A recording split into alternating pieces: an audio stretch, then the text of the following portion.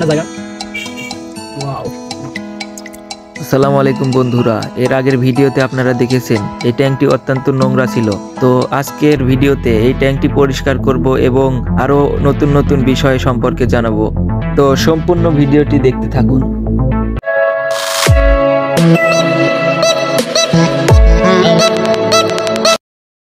তো বন্ধুরা, আমরা ট্যাঙ্কের সবগুলো মাছ ধরে নেব এবং 3 ভাগের 1 ভাগ পানি রেখে দেব আর 2 ভাগ পানি পরিষ্কার করে আবার নতুন পানি অ্যাড করব। তাহলে মাছগুলো সুস্থ থাকবে এবং রোগবালাই কম হবে।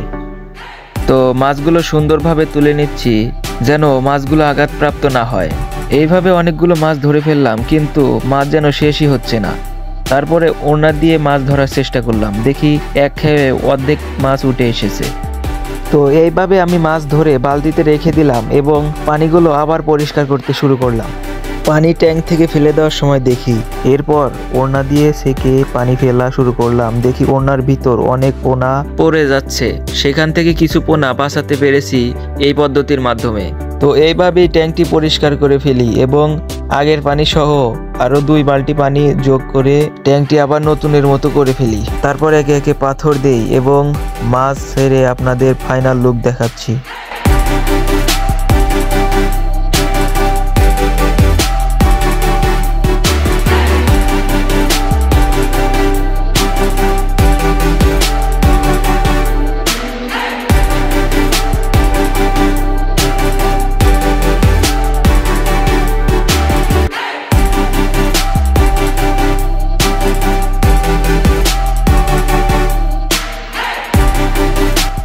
তো এই ছিল আজকের ভিডিওটি ভালো লাগলে একটি লাইক করে দেবেন এবং ভিডিওটি শেয়ার করে দেবেন।